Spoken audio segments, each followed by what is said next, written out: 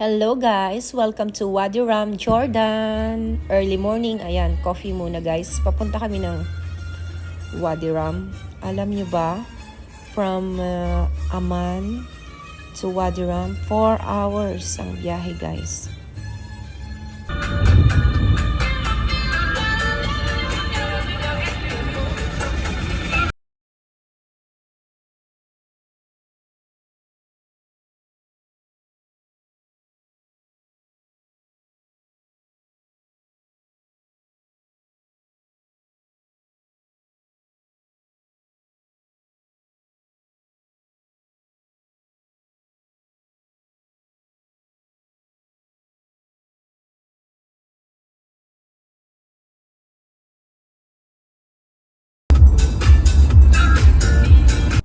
Sa 4 hours na biyahe guys, marami namang stopover. Ayan, pwede kayong mag-shopping dyan guys. So, lagi naman kami nag-i-stop sa mga para alam mo yun, Yossi break, smoking, sila, at tsaka shopping naman ako. Ayan.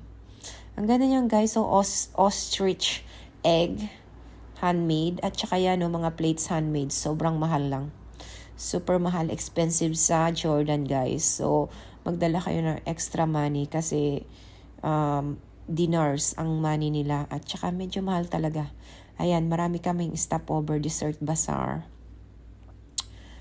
Ayan ang itsura ng Jordan guys. Marami siyang mountains, pero rocky mountains siya. So, bali, stone siya. So, walang masyadong trees. Kasi nga, yung mga stone na yan, guys, ginagamit nila para gawing bahay. Ang ganda, no?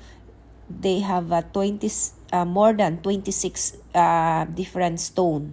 So, may granite, may marami silang stone. Ang ganda kasi matibay. Yan ang ginagawa nilang sa material sa bahay.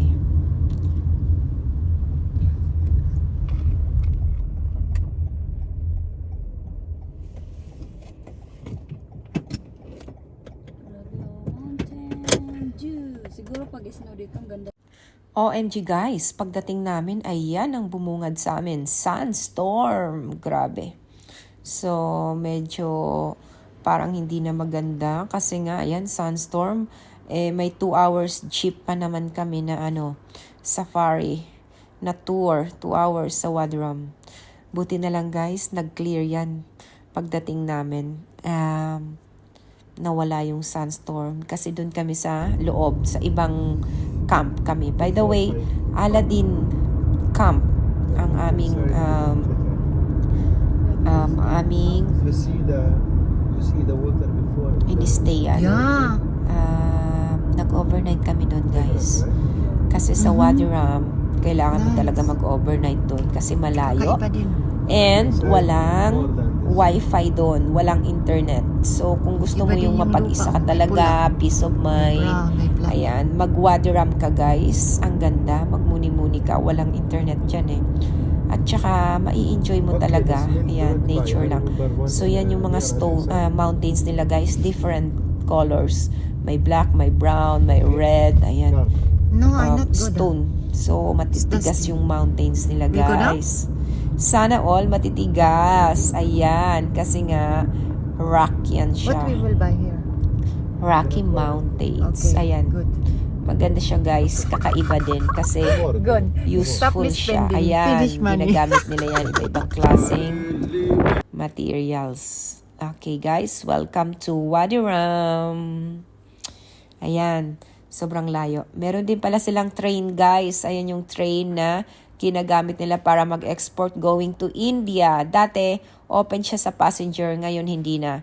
So, bale, import-export lang ng mga goods going to India, Jordan to India. Yan yung train. Kinlose na siya para sa public. So, 1950s. Ayan guys, Mr. Chips. Kung meron ng Pinas, meron din ang Jordan. Ang sarap niyan. Different flavors. So, yan yung entrance guys. 10JD. I suggest na kung wala kayong tours, kumuha kayo ng Jordan Pass. Kasi ang Jordan Pass, guys, $100 lang, okay? visa on arrival, kasama na yon. So, depende na lang talaga guys kung kasama na sa tours nyo ang mga entrances. Kasi, mapapamahal kayo kung bibilhin nyo yung mga entrances ng mga lugar na pupuntahan nyo dahil sobrang mamahal. So, kumuha kayo ng Jordan Pass unless kasama na yun sa tours nyo. Kami kasi guys, kumuha ng tours sa Shesharads. Okay, yun yung tour namin na kinuha. May private driver na rin. And meron na ring hotel at saka meron na ring mga entrances free. Free na yun guys. So, around $1,530. Okay. Pwede kayo magbayad on arrival, cash or visa. Ilalagay ko yung link guys kung ano yung tours na kinuha namin. So, welcome guys sa Wadi Rum. Ito yung itsura niya. Ang ganda, no? Grabe, kakaiba din. Ang daming mountains. So, enjoy guys!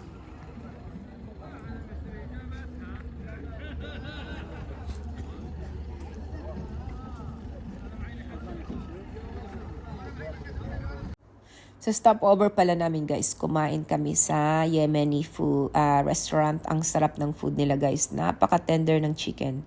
At saka mura lang yan. Compare sa mga hotels. Ayan. Ang sarap guys. So, ayan. Gusto nilang magpa-picturean din daw sila. Actually guys, yung mga Jordanian, very polite sila. No? Hindi sila bastos. Kasi medyo may pagka-conservative sila. Ayan.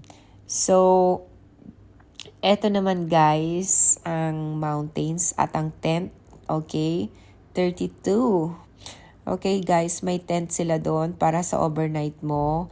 Kasali na rin yan sa tours. Okay, and yung mga camel guys, kung gusto nyo mag-ride, ibang bayad pa yan. Okay, medyo mahal talaga doon. At saka,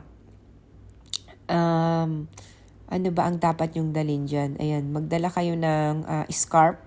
Pero marami namang nabibilhan doon, scarf sa ulo or whatever, para sa alikabok. Okay? At saka, comfortable shoes kasi, guys, sobrang dami yung lalakarin, aakyatin na mga bundok.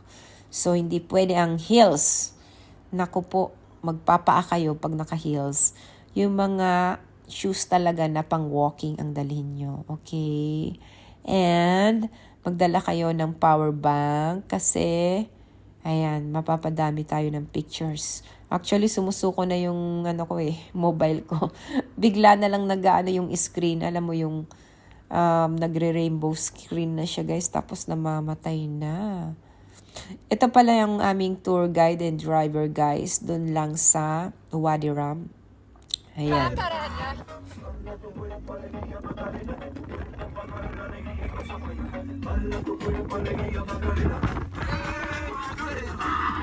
Ayan guys, peak season kasi perfect yung weather, hindi mainit, hindi malamig. So kung makikita nyo, napakadaming tourists guys. Pero ang saya naman, medyo peak season lang, kaya siguro isa na rin yun sa na mahal. Pero sabi nila mura pa daw yung ticket namin kasi dati talaga umaabot pa siya ng 300 dinars whatsoever. So guys, ayan, ang daming tourists kung makikita nyo.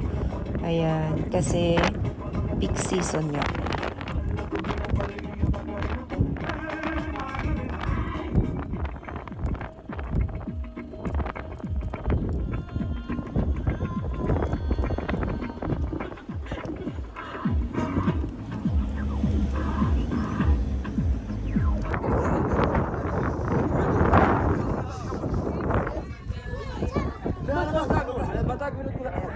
So far, so good na ang weather guys. Kung makikita nyo, ayan, medyo malinaw-linaw na ang ating kapaligiran. Wala na ang sunstorm. Ayan, makikita mo na rin yung sun. Okay, sunset kasi yan guys. Kung makikita nyo, malinaw na siya guys.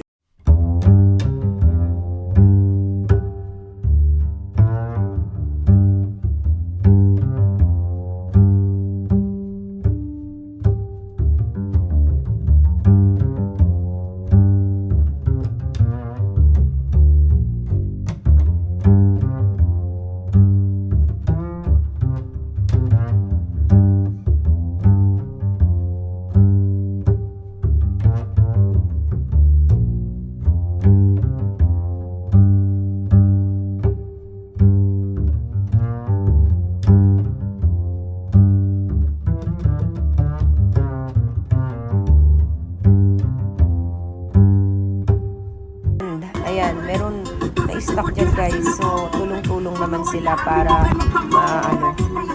ma-forward yung car.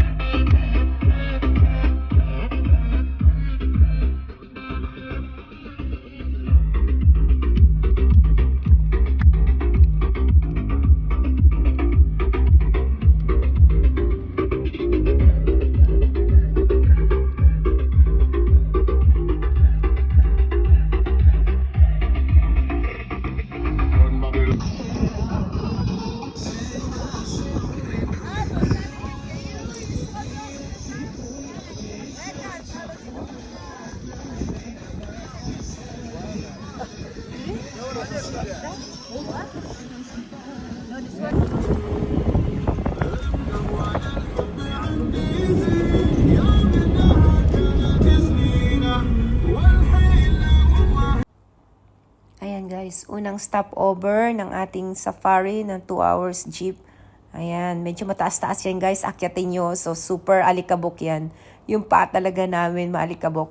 So, wear comfortable shoes talaga. And, ayan guys, may part 2 tayo or part 3. Medyo mahaba-haba kasi yung tours natin dyan sa Wadi Rum. For now, thank you guys for watching. Please don't forget to like, share, and subscribe. Thank you guys. I love you all. May tip pala ako sa inyo guys. Diyan kasi meron din stopover na pwede kayong bumili. Lalo na kung mahilig kayo sa mga anik-anik. Mas mura dyan guys kasi walang tax, okay? And support the locals also.